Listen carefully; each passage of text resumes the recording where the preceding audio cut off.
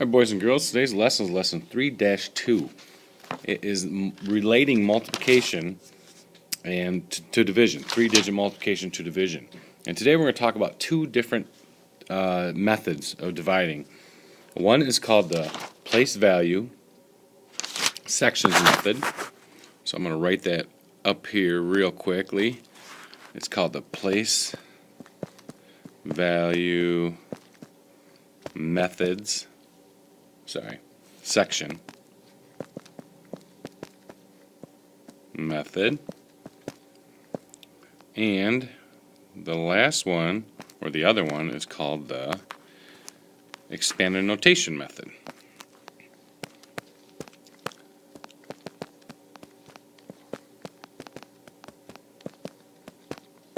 Alright, so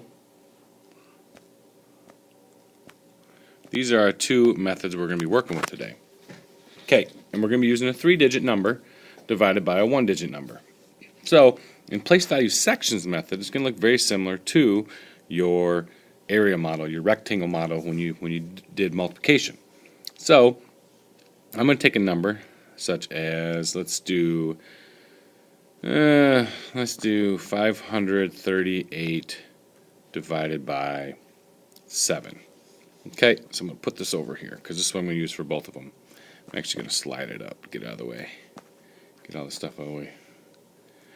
Okay, for the place value sections method, what we're going to do is we're going to try to find out how many hundreds and tens and ones are there, how many 700s there are, how many 10 hundreds or 10 sevens there are, and how many 1 sevens there are inside the problem.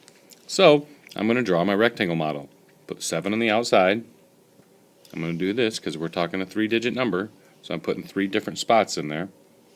Okay, I'm going to find out how many hundreds there are, how many tens there are, and how many ones there are. And then I'm going to add them all together. Okay, so, and then if we have any left over, it'd be a remainder. So how many hundreds are there in 538? Okay, well, you know what? I'm going to change that number. I want to change that number to 738. I want to make that more interesting. Okay, so 738, because I want there to actually be some in there. Okay, so we know that there are 7 100s in 738. I'm sorry, there are 100 sevens in 738. So 7 times 100 will give me 700. And then you subtract it to get a number on the outside of the box. That number will then go inside the next box. And then it's asking you how many 7s are there in 38. Okay, how many 10s are there in 38? Okay, knowing that there are 0 10s because 110 times 7 would be 70. So we are going to say there's 0 10s. So we're going to say 7 times 0 is 0 equals 38 when you subtract it. And that 38 goes in the next one now because we know 110 would be 70. That's way higher than 38. Now we have 7. How many 7s go into 35? Because we're doing the ones now. This is the ones. Here are the 10s. And here are the hundreds. Okay, now you should know that there are 5 7s that can go inside 38. So it's 5 7s. 5 times 7 equals 35. Gives us an answer of 3. That 3 is smaller than my divisor. So that becomes a remainder. So if we add all these together, we get 100 plus 0 plus 5. 105 with a remainder of 3. Okay? If you don't feel confident with it, let's do 105 times 7. We get 5 times 7 is 35, put the 3 up here. 0 times 7 is 0 plus 3 is the 3. 7 times 1 is 7, and then we add the remainder back on of 3, 738. Is that the answer we started with? Yes. Okay, so that is the place value sections method. I'm going to shrink it up and move it over here. Now I'm going to show you the expanded notation method. That's very similar to what we worked on just yesterday. And I'm going to, actually what you do is you draw out the 7 times 738. And the first thing you do is say, okay, how many hundreds can go into, how many times can 7 go into 738? You know it can go in at least 100 times. So 7 times 100 is 700. Subtract it, you get 38. Now, 7 can go into 38 5 times, So it's a 5 ones. So 7 times 5 is 35 with a remainder of 3. Okay, this number is now smaller than my divisor, so that becomes my remainder of 3. But that's not my answer. It isn't 100 with a 5 above it. You would add these two together. So you would add all these partial quotients you get up there to get 105 with a remainder of 3. Okay, so that was a real quick one. I'm going to fly through another one here for you. Okay, let's do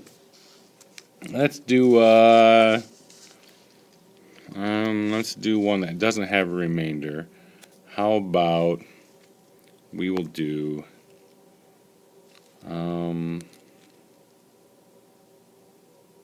750 divided by 6. Okay, so that's what we're going to do, 750 divided by 6. I'm going to do the place value sections method, which is our rectangle. And these are the how many hundreds are going to be in, plus how many tens, plus how many ones, equals. So it's divided by 6. The number we start with is 750. How many hundreds are there in 750? I mean, how many hundreds can you get in 750? Sorry, 6 times how many hundreds can you get in 750? Well, we know 100 will give me 600. You subtract it, you get 150 left over. Okay, we can't get any more hundreds of 6 into 150 because another 100 would be 600. That's way too many. So I'm going to put this in this box. How many tens can we get in 150? I mean, how many 6 times how many tens can we get in 150?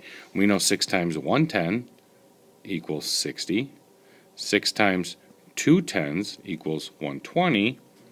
6 times 3 tens equals 180. That's too high, this is too low, and this will work. So we're going to say 6 times 20. 6 times 20 is 120. Subtract it again, you get 30. This 30 now falls into the next box. Then you're going to ask yourself 6 times how many ones can get you close to 30? Well, if you know your math, multiplication facts, which you all do, 6 times 5 will get me 30, and you subtract it, you get 0. That tells you there are no remainders. Now you would add all these partial quotients. 100 plus 20 is 120, plus 5 is 125. So 750 divided by 6 is 125. Okay, let me shrink this and get it out of the way. And let's do it the expanded notation method. 750. I know 6 can go into 750 100 times at least. 6 times 100, 600. Subtract it, you get 150.